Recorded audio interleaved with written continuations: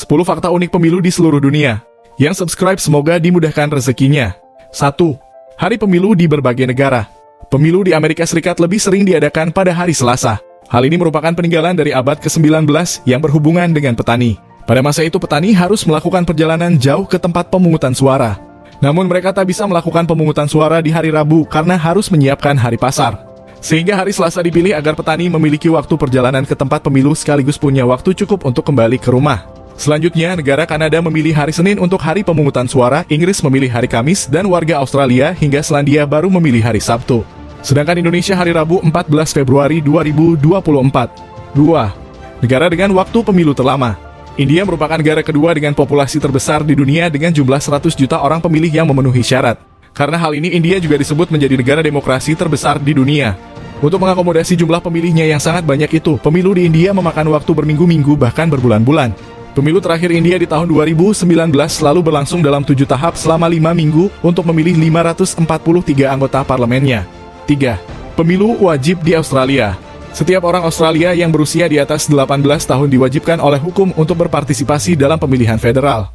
Siapapun yang tidak hadir pada hari pemilihan akan didenda sebesar $20 Australia atau sekitar Rp200.000. Bila pelanggar tidak membayar denda, mereka bisa dikenakan hukuman yang lebih berat, bahkan berujung pada tuntutan perdata. 4. Pemilu online. Sejak tahun 2005, masyarakat Estonia dapat memberikan suara dalam pemilu secara online dibandingkan harus mengantri di TPS setempat. Diketahui pada pemilu parlemen tahun 2023 di Estonia, lebih dari separuh pemilih memanfaatkan sistem pemungutan suara online. Estonia menjadi negara yang memanfaatkan digitalisasi bagi warga negaranya dengan kartu identitas dan PIN yang bisa dipindai.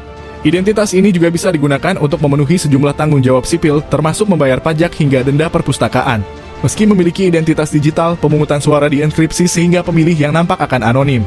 5. Pemilu ala Korea Utara yang otoriter. Korea Utara menjadi negara yang dikenal dengan kepemimpinan otoriter. Meski begitu, negara ini juga demokratis. Meskipun 99,7% pemilih yang berpartisipasi dalam pemilu lokal di tahun 2015 tidak mempunyai banyak pilihan untuk memilih siapa yang ingin mereka dukung.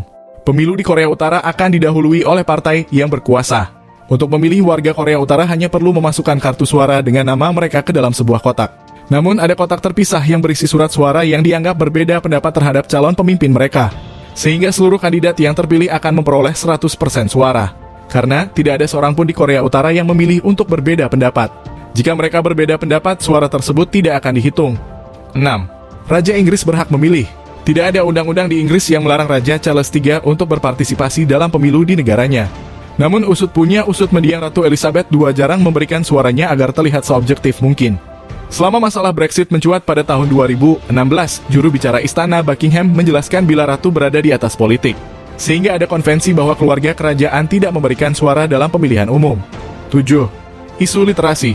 Di Gambia, warga memberikan suara mereka dengan menjatuhkan kelereng ke dalam drum logam. Drum tersebut diwarnai dan menampilkan gambar kandidat. Setiap drum dilengkapi dengan bel yang akan dibunyikan setelah menentukan suara. Jika bel berbunyi lebih dari 1 kali, petugas pemungutan suara akan tahu bila ada yang melanggar peraturan. Hal ini dilaksanakan lantaran literasi di negara tersebut menjadi sebuah isu sehingga pemerintah harus kreatif. 8. Astronot di stasiun luar angkasa bisa memilih. Astronot Amerika yang berada di stasiun luar angkasa internasional tetap memiliki suara untuk memilih dalam pemilu sejak tahun 1997. Langkah ini terjadi setelah anggota parlemen Texas mengesahkan undang-undang yang mengizinkan pengiriman suara yang aman ke luar angkasa.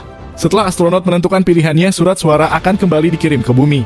Nantinya petugas akan membuka dokumen yang telah dikodekan serta menyerahkan salinan surat suara astronot untuk dihitung. 9. Pemilu di negara kecil Eropa di Liechtenstein.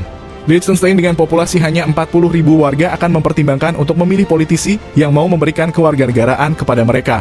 Terlebih bagi warga yang telah tinggal di negara kerajaan tersebut selama 10 tahun atau lebih. 10. Pemilu di Ekuador. Ada yang salah pada hari-hari menjelang pemilihan wali kota di Ekuador pada tahun 1967. Kala itu sebuah perusahaan memasang iklan bertema pemilu yang menyarankan agar konsumen memilih merek bedak kaki yang populer di negara tersebut. Pada penghitungan suara bukan seorang politisi yang menang, melainkan bedak kaki tersebut karena banyak suara atas namanya yang mana bukan calon kandidat. Jangan lupa subscribe.